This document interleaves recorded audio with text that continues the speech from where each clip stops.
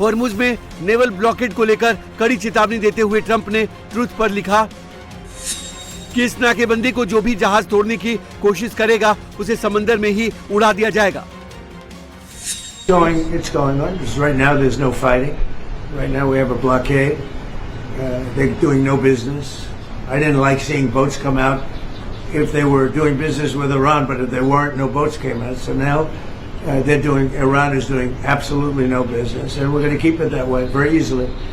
Don't forget, their Navy is gone, their Air Force is gone, their anti-aircraft is gone, their radar is gone, and their leaders are gone.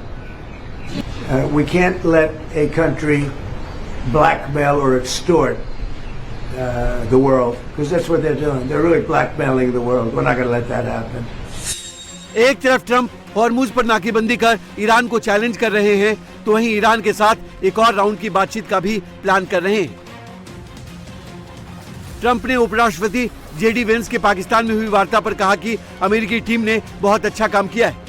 Iran में भी कुछ अच्छे लोग हैं जो उनके संपर्क में हैं और डील करना चाहते हैं। Well, he's done a good job, and Steve and Jared, they've all done a very good job. And I can tell you that we've been called by the other side. We've been called this morning by the right people, the appropriate people, and they want to work a deal. They would like to work a deal. एक तरफ America Hormuz पर नाकेबंदी के जरिए दुनिया को message देना चाहता है कि उसने पीस टॉक फेल होने के बाद ईरान की मनमानी खत्म कर दी है, तो वहीं ट्रंप अब अपने अगले टारगेट को लेकर भी बात करने लगे हैं। सोमवार को ट्रंप ने कहा कि ईरान की टेंशन खत्म होने के बाद वो क्यूबा का रुख कर सकते हैं। Listen, we may stop by Cuba after we're finished with this, but Cuba is a nation that has been horribly run for many years by Castro. राष्ट्रपति ट्रंप ईरान के बाद क्यूबा का जिक्र कर रहे हैं, तो इधर हॉर्मुज पर अमेरिकी नाकेबंदी के बाद एक बार फिर अमेरिका और ईरान आमने सामने। ईरानी सुरक्षा बलों ने कहा है कि किसी भी सैन्य कार्रवाई का जवाब दिया जाएगा और उनके पास अभी भी कई सीक्रेट हथियार मौजूद हैं। ईरान ने अमेरिकी नाकेबंदी को गैर कानूनी बताते हुए हॉर्मुज स्ट्रेट पर अपने स्थायी नियंत्रण की बात कही है। इसके साथ चेतावनी भी दी है। IRGC के प्रवक्ता इब्राहिम जुल्फागरी ने बयान जारी कर धमकी दी है, यदि फारस की खाड़ी और ओमान सागर में ईरान के बंदरगाहों की सुरक्षा को खतरा पहुंचा तो फारस की खाड़ी और ओमान सागर में कोई भी बंदरगाह सुरक्षित नहीं रहेगा। दुश्मन मुल्क से जुड़े जहाजों को हॉर्मुज स्ट्रेट से गुजरने का अधिकार नहीं है और न ही होगा, जबकि अन्य जहाजों को IRGC के नियमों का पालन करते हुए हॉर्मुज से गुजरने की इजाजत जारी रहेगी। हॉर्मुज पर अब एक तरफ अमेरिकी नाकेबंदी है और धमकी दी गई है कि किसी ने स्ट्रेट पार करने की कोशिश की तो उस जहाज को उड़ा दिया जाएगा। तो ईरानी सेना हॉर्मुज की नाकेबंदी की सूरत में पूरे मिडिल ईस्ट के पोर्ट पर हमले की चेतावनी दे रही है। मतलब ये कि इस बार युद्ध रिजीम चेंज करने या एटमी प्रोग्राम खत्म करने के लिए नहीं, हॉर्मुज पर कब्जे के लिए हो सकती है। स्टेट ऑफ हॉर्मुज के ब्लॉकेड के बाद ट्रंप ने बड़ा दावा किया है। राष्ट्रपति ट्रंप ने कहा है कि अमेरिकी नेवी की निगरानी में कल हॉर्मुज से 34 जहाज गुजरे हैं। ट्रंप का दावा है कि जब से ईरान ने हॉर्मुज को बंद किया है उसके बाद वहां से पार करने वाले जहाजों की यह सबसे बड़ी संख्या है। स्टेट ऑफ हॉर्मुज को बंद करने की ईरानी कोशिश को ट्रंप ने बेवकूफी वाला कदम बताया। तो यहां पर डोनाल्ड ट्रंप ने देखिए ट्वीट करके क्या बताया है। उन्होंने कहा है कि 36 शिप्स 34 जहाजों ने स्टेट ऑफ हॉर्मुज को पार किया है। यहां पर लिखा है 34 ships went through the Strait of Hormuz yesterday, which is by far the highest number since this foolish closure began. President Donald Trump. मतलब ये एक बहुत बड़ी बात भी है और एक बहुत बड़ा संकेत है ईरान के लिए कि जब से युद्ध शुरू हुआ है और ईरान की ओर से ब्लॉकेट किया गया, यानी कि रास्ता रोका गया है, वहां से 34 जहाज निकले हैं। अब स्टेट ऑफ हॉर्मुज की नाकेबंदी को लेकर ईरान ने अमेरिका और राष्ट्रपति ट्रंप को चेतावनी दी है।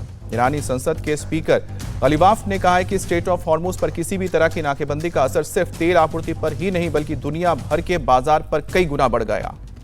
गलीबाफ ने कहा है कि एक गणितीय सूत्र शेयर किया है जिसमें उन्होंने बताने की कोशिश की है कि स्टेट ऑफ हॉर्मुज पर नाकेबंदी से तेल की सप्लाई पर तो असर पड़ेगा, लेकिन यह असर सिर्फ सामान्य स्तर तक सीमित नहीं रहेगा बल्कि आगे जाकर कई गुना बढ़ जाएगा। मतलब ये कि एक नाकेबंदी बाजार में पहले कीमतें बढ़ाएंगी, फिर वही बढ़ी हुई कीमतें सप्लाई चेन, मांग, घबराहट जैसे प्रभावों के जरिए और ज्यादा उछाल पैदा करेंगी। कुल मिलाकर गलीवाफ ये बताने की कोशिश कर रहे हैं कि स्ट्रेट ऑफ हॉर्मुज में टेंशन बढ़ने से तेल बाजार के साथ साथ पूरी दुनिया की अर्थव्यवस्था पर इसका प्रभाव पड़ेगा और वो सकारात्मक नहीं नकारात्मक प्रभाव पड़ सकता है। और खाड़ी में ईरान से युद्ध करते राष्ट्रपति ट्रंप अब कैथोलिक के सबसे बड़े धार्मिक गुरु पोप लियो से भी भिड़ गए हैं। दोनों के बीच जबरदस्त जुबानी जंग शुरू हो गई है। ट्रंप के बयान के बाद पोप लियो 14 ने कहा कि उन्हें ट्रंप प्रशासन से कोई डर नहीं लगता। पोप लियो ने कहा कि वो शांति का संदेश देना जारी रखेंगे। पोप लियो ने यह भी साफ किया कि उनकी बातें किसी पर हमला नहीं बल्कि शांति और सुलह के लिए आमंत्रण है। पोप को लेकर ट्रंप के विवादित बयानों के बाद दुनिया भर में माफी मांगने की आवाज भी उठ रही है। खुद इटली की पीएम जॉर्जिया मेलोनी ने भी ट्रंप के बयान को आपत्तिजनक करार दिया।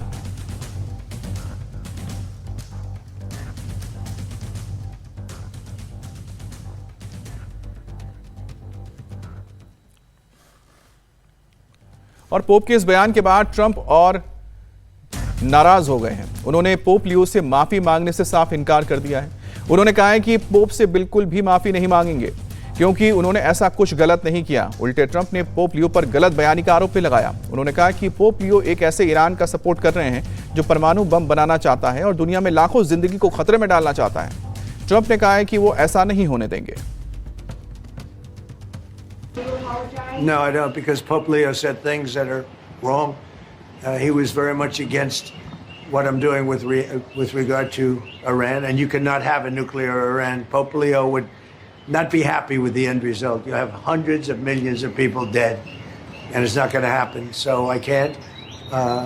I think he's very weak on crime and other things. So I'm not. I mean, he went public. I'm just responding to Pope Leo. अब ईरान युद्ध को लेकर पोप लियो लगातार बयान दे रहे हैं, जिसके बाद ट्रंप ने पहले तो सोशल मीडिया पर एक फोटो पोस्ट करके खुद को पोप के तौर पर पेश किया और साथ ही पोप के बारे में कहा कि उन्हें नहीं लगता है कि अमेरिका में जन्मे पोप अच्छा काम कर रहे हैं और वो एक बहुत उदारवादी व्यक्ति हैं। साथ ही उन्होंने ये भी सुझाव दिया है कि पोप को कट्टर वामपंथियों को खुश करना बंद कर देना चाहिए। ट्रंप ने कहा कि पोप लियो अपराध के मामलों में बहुत नरम है और विदेश नीति के लिए बेहद खराब है। मैं ऐसा पोप नहीं चाहता जो ये मानता हो कि ईरान के पास परमाणु हथियार होना जायज है। और यही वो पोस्टर है जिसके जरिए बताया जा रहा है कि डोनाल्ड ट्रंप ने बताने की कोशिश की है कि शायद वही एक धार्मिक गुरु हैं।